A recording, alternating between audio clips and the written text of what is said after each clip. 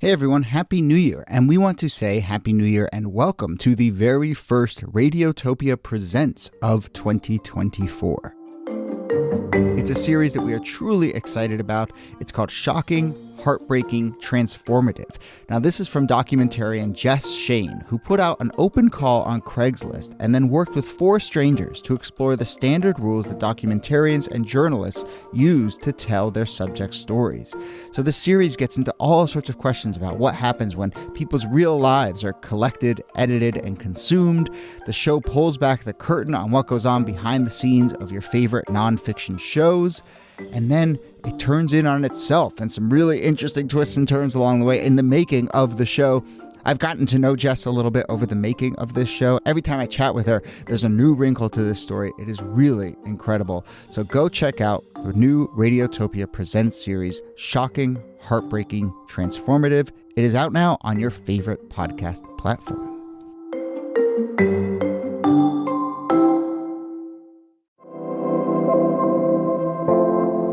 Hello and welcome to This Day in Esoteric Political History from Radiotopia. My name is Jody Avirgan.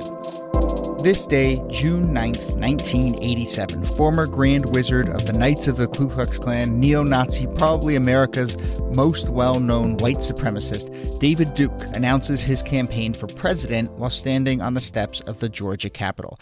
Up to this point, Duke had made a name for himself, especially in the previous decade, as kind of the quote-unquote new face of the KKK, but now he was trying to break into politics. He would eventually go on to win an election and serve in the Louisiana House of Representatives, and he launched many other political campaigns, all unsuccessful, but many of them quite competitive. So let's talk about David Duke. I'm joined, as always, by Nicole Hemmer of Columbia. Hello, Nikki. Hey, Jody. And our special guest for this episode is Josh Levin of Slate. He's here because he's smart. He has good things to say. He's one of my favorite authors. He wrote this great book called The Queen. But he's also here because he's the host of the new season of the fantastic podcast Slow Burn, which comes out this week and is all about David Duke. So the perfect person for this conversation. Hello, Josh Levin. Thank you so much for having me. So I feel like it's becoming maybe a bit of a recurring segment on this show where I say often to Nikki, wait a minute, that happened in the Democratic Party? Obviously there's the Democratic Party of the 19th century, which has changed a lot. And we talked a little bit last week even about Shirley Chisholm and George Wallace both being in the same Democratic primary, but that was in 1972. Josh, this is 1988 and David Duke thinks he has a home in the Democratic Party? Yeah, Duke had always been a Democrat, and George Wallace was a big reason for that. Wallace was Duke's inspiration when he ran for office originally in the 1970s. He ran for some state senate in Louisiana in 1975 and 79, and he actually ran for president in 1980 in a very David Duke way. He wasn't eligible to run because he wasn't old enough, but he just wanted the attention, and so he said he was running for president. And so he was a guy who, because he'd grown up in the South, because he saw what folks like George Wallace were saying, who called themselves Democrats, he saw himself as being aligned with that party. And 87, 88 was late, I think, to have that view and that sense that a David Duke-like figure would be affiliated with the Democratic Party. And maybe we could say that this was the last plausible time, which you could say that's like this marks the end of an era, David Duke's run as a Democrat for president in 1988. And doesn't he switch to a Republican later that year in December of 88, right? So he has 3 party affiliations in a little more than a calendar year. So he doesn't get traction as a Democrat in that presidential race. And he has a third party run under the banner of the Populist Party, which was a party that was strongly connected with Holocaust deniers, Nazis, far-right kooks. And so that, again, he doesn't go particularly far with the populist ticket. And then he decides he's going to run again for state office in Louisiana. And at that point, he rebrands himself as a Republican. And that's where he ultimately finds success as a politician. Yeah, and then in 1992, he makes a bid for the presidency in the Republican Party.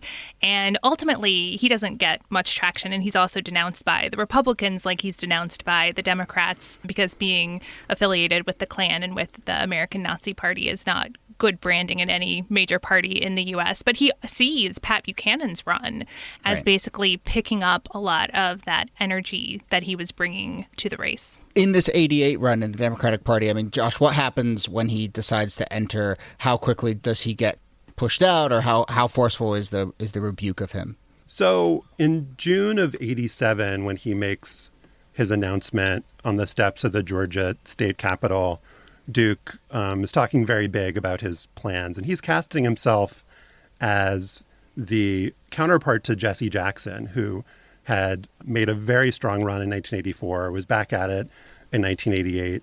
And Duke was really obsessed with Jackson. He saw himself as the white person's Jackson in this like very perverse sort of way. And he was constantly trying to goad Jackson into confrontations, calling Jackson a racist, doing anything he could to create a kind of false parallel between them. And so Duke announces, like, I'm going to get more votes, I'm going to get more delegates than Jesse Jackson. I'm going to get on the debate stage with Jesse Jackson. And the National Democratic Party succeeds in essentially no platforming Duke and keeping him out of televised debates.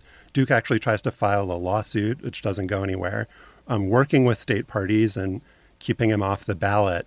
And so this confrontation that Duke was wanting and really priming his voters for just never happens. Can I ask you one question about this Jesse Jackson comparison? I mean, is Duke's argument there like, I'm super racist at Jesse Jackson, but Jesse Jackson is as super racist as I am? Or is his argument like Jesse Jackson is acceptable and I'm just the equivalent and my views are not that abhorrent? Kind of both, actually.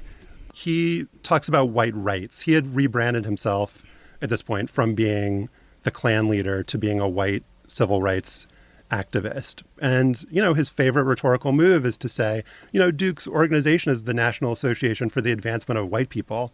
It's like what an idiot would call like the counterpoint to the NAACP. And so, you know, I guess what does that make David Duke? He's just saying I'm exactly the same. Like he's saying that, you know, black people should have equality and should be empowered. And I'm saying the same about white people. And so what don't you understand about that? Why is it not acceptable in the discourse in the way that Jesse Jackson is? But he would also talk about how affirmative action is racist against white people and that people like Jackson who supported it were racist. So yeah, both. Yeah, it's really fascinating the way that white nationalist organizations that are trying to find new footing in a post-civil rights era politics really very consciously fashion themselves after the civil rights movement. They saw the civil rights movement as being very effective in changing people's minds and changing politics. And so they pick up those same arguments. It's sort of a counterpart to the kind of colorblind racism that's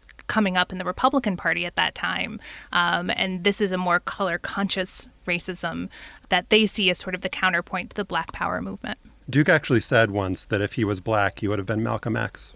That's amazing. Well, there you go.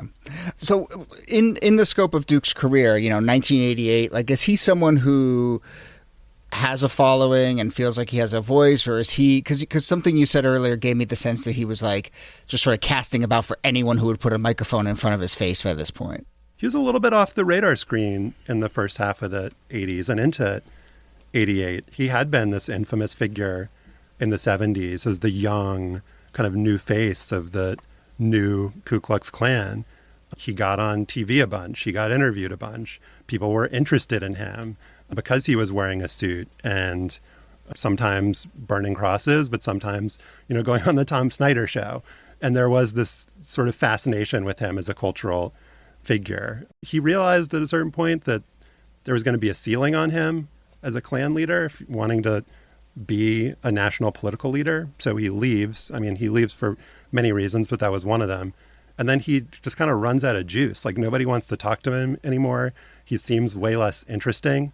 And so he is in this moment kind of looking for anyone to talk to him, anyone to pay attention to him. And this presidential bid is, you know, it's a failure, but it has the seeds of him figuring out how he is going to get to the next stage, which he does fairly successfully. What's the next stage? So after the presidential bid fails, he runs for the state house in Louisiana in an all-white, essentially, district in suburban New Orleans, and he wins. It's kind of the perfect setup for him in a bunch of different ways. And it's in some ways a fluke that he wins. In some ways, it really isn't. And he gets validated by becoming an elected official. It's a platform for him. It's a guy who is always looking for platforms, and he finds one. Even if his views aren't mainstream, he is somebody who is in the political mainstream just by virtue of the offices that he holds and the ones that he's seeking. Yeah, it's a really fascinating story about how a person and a set of ideas gains political legitimacy, right? I mean, I think that personally that the Democratic Party did something really important by making sure he wasn't on the ballot, by making sure he wasn't part of major presidential debates. They were able to put kind of a cap on him. But in a media system that gives so much weight to someone holding political elected office, he gained something from that and was able to make himself essentially a household name by the early 1990s. You know, this is sort of a naive version of the way politics works, but I mean, I think we do have this notion of politicians. They have their ideas and their platforms and their convictions, and then they work their way into a party on the backs of those, whether they can find a home there. But I guess this is sort of an example of how the most important thing is just to crash the party and get in, and then by definition, your ideas are kind of the party's ideas, and you go from there. But even so, in this case, we are talking about a former KKK leader. That seems like it would be abhorrent no matter what. So, Nikki, are you saying that once he's in office, people forget that? Was Duke able to kind of like shed that past? It didn't really matter? Well, I think it does matter in this sense. I think that Klan connection is ultimately what holds him back despite his really abhorrent views. Because even as he is dressing up, I think that the one thing that people kind of know about David Duke is that he was a member of the Klan, and that attaches to him a sort of retrograde racism when he was trying to fashion himself as kind of a nouveau racist. And if he hadn't had that Klan membership tagging along with him and American Nazi Party affiliations and things like that, I think that he would have been able to go a little further in, if not American politics, then Louisiana politics. And the Nazi affiliation is really important. It's debatable whether just being in the Klan, whether his fate would have been different if he didn't have the affiliations with Nazism and Nazi groups. Polling showed at the time that that was considered beyond the pale in Louisiana in a way that Klan affiliation wasn't. You're asking people to denounce members of their own family if you're asking them to say being in the Klan is something that makes you persona non grata. If you tell people that someone was a Nazi and they believe you, then they're not going to vote for that guy. I mean, a much smaller percentage of people will vote for that guy. I want to start to wrap up with just a little bit of what you were getting at, Nikki, in terms of kind of how people find a home and how finding a political home in this country is so different from in lots of other countries. I mean, you know, I'm sort of stating the obvious here, but we have two parties. You know, you can imagine a world or a country in which we have a more populist robust party erasure, Jody. That's a good point. That's a good point. But, you know, you look at, like, this is one of the things I'm noticing as I'm doing this series is I look at when we talk about primaries, you just see the sweep of candidates that just get jammed into one of the two primaries. Yeah, I think in a more parliamentary system, David Duke could have made a little bit more space for himself. Although we also should say that the 1990s, when he is running for president again, is the period in which we have one of the most successful third-party candidates in American history. So, you know, there was some ability to challenge the system at that point. But again, as Josh was saying, like these ties to Nazi-affiliated groups just was going to always be a weight on his ambitions.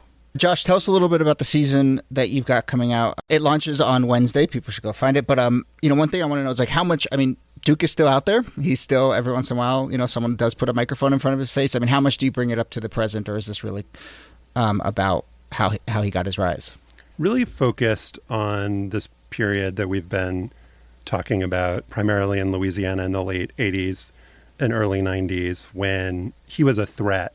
A lot of what we've tried to do in Slow Burn and all of the seasons that we've done is let's try to erase our memories and our understanding of what happens and like try to live in these moments when we don't know how these things that we now view as history, how they're going to end and unfold. And so I wanted to go back because I grew up in Louisiana. You know, I was a kid during this period, And so I wanted to go back and like, okay, let's try to inhabit this period of time. Let's try to understand it. Let's try to dive deep into what it was like to live there and then not knowing how it was going to end. And, you know, Duke is now in a diminished state, but he wasn't then. And that's interesting to me. You don't know how he's going to end up or where he's going to be in 2020. And so I wanted to mostly like live in those moments. Yeah.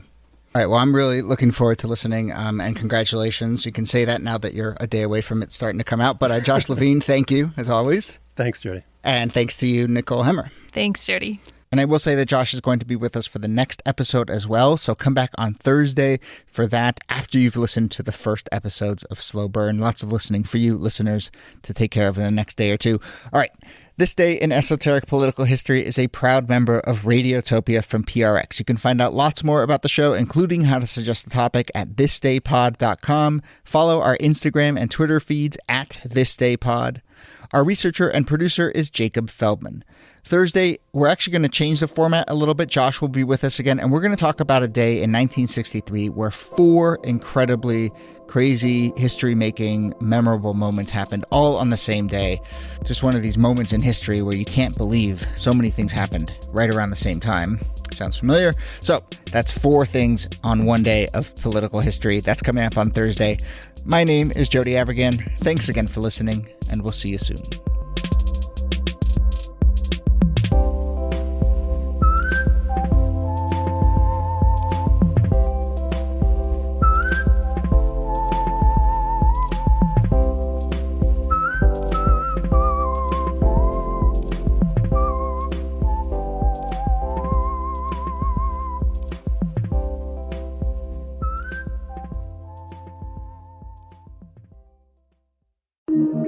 Radiotopia.